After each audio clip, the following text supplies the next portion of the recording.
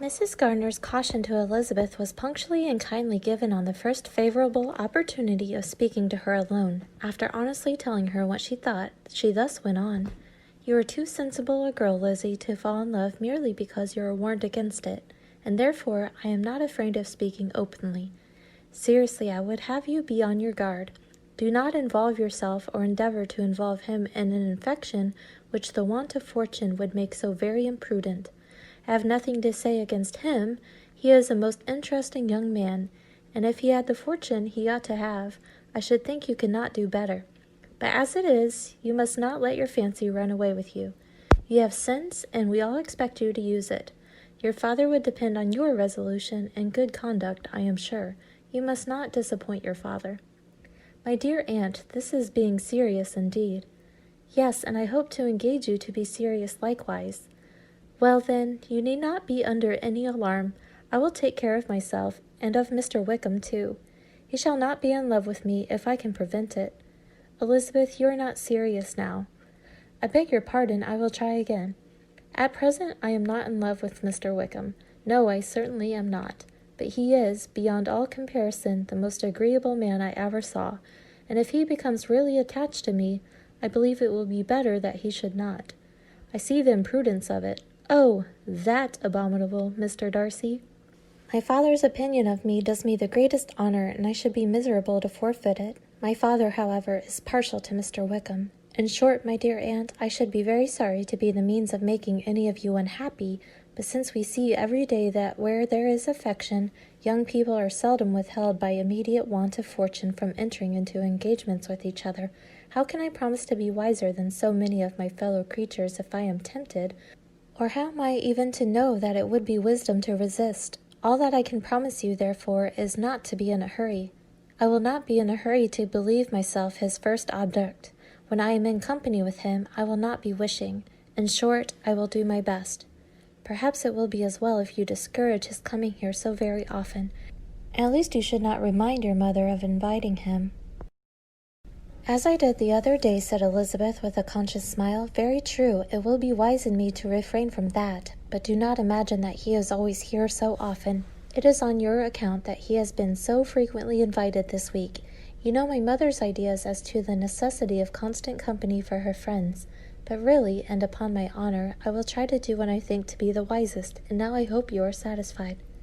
Her aunt assured her that she was, and Elizabeth having thanked her for the kindness of her hints, they parted. A wonderful instance of advice being given on such a point without being resented. Mr. Collins returned into Hertfordshire soon after it had been quitted by the Gardiners and Jane, but as he took up his abode with the Lucases, his arrival was no great inconvenience to Mrs. Bennet. His marriage was now fast approaching, and she was at length so far resigned as to think it inevitable, and even repeatedly to say, in an ill-natured tone, that she wished they might be happy. Thursday was to be the wedding day, and on Wednesday Miss Lucas paid her farewell visit, and when she rose to take leave, Elizabeth, ashamed of her mother's ungracious and reluctant good wishes, and sincerely affected herself, accompanied her out of the room.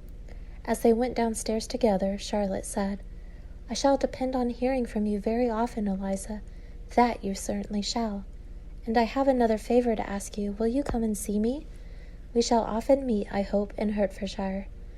"I am not likely to leave Kent for some time. Promise me, therefore, to come to Hunsford." Elizabeth could not refuse, though she foresaw little pleasure in the visit. "My father and Maria are coming to me in March," added Charlotte, "and I hope you will consent to be of the party. Indeed, Eliza, you will be as welcome as either of them." The wedding took place. The bride and bridegroom set off for Kent from the church door, and everybody has as much to say or to hear on the subject as usual. Elizabeth soon heard from her friend, and their correspondence was as regular and frequent as it had ever been. That it should be equally unreserved was impossible. Elizabeth could never address her without feeling that all the comfort of intimacy was over, and though determined not to slacken as a correspondent, it was for the sake of what had been, rather than what was. Charlotte's first letters were received with a good deal of eagerness. There could not but be curiosity to know how she would speak of her new home, how she would like Lady Catherine, and how happy she would dare pronounce herself to be, though when the letters were read, Elizabeth felt that Charlotte expressed herself on every point exactly as she might have foreseen. She wrote cheerfully, seemed surrounded with comforts, and mentioned nothing which she could not praise. The house, furniture, neighborhood, and roads were all to her taste, and Lady Catherine's behavior was most friendly and obliging. It was Mr. Collins's picture of Hunsford and Rosings rationally softened, and Elizabeth perceived that she must wait for her own visit there to know the rest. Jane had already written a few lines to her sister to announce their safe arrival in London, and when she wrote again, Elizabeth hoped it would be in her power to say something of the Bingleys. Her impatience for this second letter was as well rewarded as impatience generally is. Jane had been a week in town without ever seeing or hearing from Caroline. She accounted for it, however, by supposing that her last letter to her friend from Longbourn had by some accident been lost. My aunt, she continued, is going tomorrow into that part of the town, and I shall take the opportunity of calling in Grosvenor Street. She wrote again when the visit was paid, and she had seen Miss Bingley. I did not think Caroline in spirits were her words, but she was very glad to see me, and reproached me for giving her no notice of my coming to London. I was right, therefore. My last letter had never reached her. I inquired after their brother, of course. He was well, but so much engaged with Mr. Darcy that they scarcely ever saw him.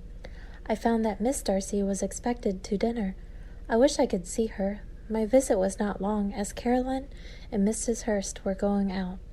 I dare say I shall see them soon here. Elizabeth shook her head over this letter.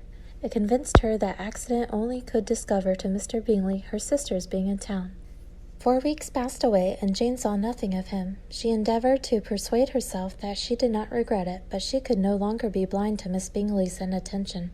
After waiting at home every morning for a fortnight, and inventing every evening a fresh excuse for her, the visitor did at last appear, but the shortness of her stay, and yet more, the alteration of her manner, would allow Jane to deceive herself no longer. The letter which she wrote on this occasion to her sister will prove what she felt. My dearest Lizzie will, I am sure, be incapable of triumphing in her better judgment at my expense, when I confess myself to have been entirely deceived in Miss Bingley's regard for me. But, my dear sister, though the event has proved you right, do not think me obstinate if I still assert that, considering what her behavior was, my confidence was as natural as your suspicion. I do not at all comprehend her reason for wishing to be intimate with me, but if the same circumstances were to happen again, I am sure I should be deceived again. Caroline did not return my visit till yesterday, and not a note, not a line, did I receive in the meantime. When she did come, it was very evident that she had no pleasure in it. She made a slight, formal apology for not calling before, said not a word of wishing to see me again, and was in every respect so altered a creature that when she went away I was perfectly resolved to continue the acquaintance no longer.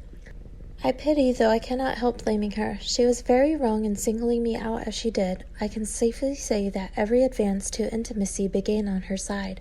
But I pity her because she must feel that she has been acting wrong, and because I am very sure that anxiety for her brother is the cause of it. I need not explain myself further, and though we know this anxiety to be quite needless, yet if she feels it, it will easily account for her behavior to me, and so deservedly dear as he is to his sister, whatever anxiety she must feel on his behalf is natural and amiable. I cannot but wonder, however, at her having any such fears now, because, if he had at all cared about me, we must have met long ago. He knows of my being in town, I am certain, from something she said herself, and yet it would seem, by her manner of talking, as if she wanted to persuade herself that he is really partial to Miss Darcy. I cannot understand it. If I were not afraid of judging harshly, I should be almost tempted to say that there is a strong appearance of duplicity in all this. But I will endeavor to banish every painful thought and think only of what will make me happy, your affection, and the invariable kindness of my dear uncle and aunt. Let me hear from you very soon. Miss Bingley said something of his never returning to Netherfield again, of giving up the house, but not with any certainty. We had better not mention it. I am extremely glad that you have such pleasant accounts from our friends at Hunsford. Pray go to see them, with Sir William and Maria. I am sure you will be very comfortable there. Yours, etc. This letter gave Elizabeth some pain, but her spirits returned as she considered that Jane would no longer be duped, by the sister at least. All expectation from the brother was now absolutely over. She would not even wish for a renewal of his attentions.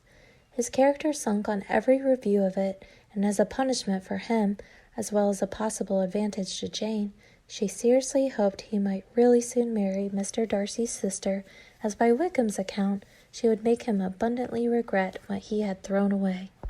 Mrs. Gardiner about this time reminded Elizabeth of her promise concerning that gentleman, and required information, and Elizabeth had such to send her as might rather give contentment to her aunt than to herself. His apparent partiality had subsided, his attentions were over, he was the admirer of someone else. Elizabeth was watchful enough to see it all, but she could see it and write of it without material pain.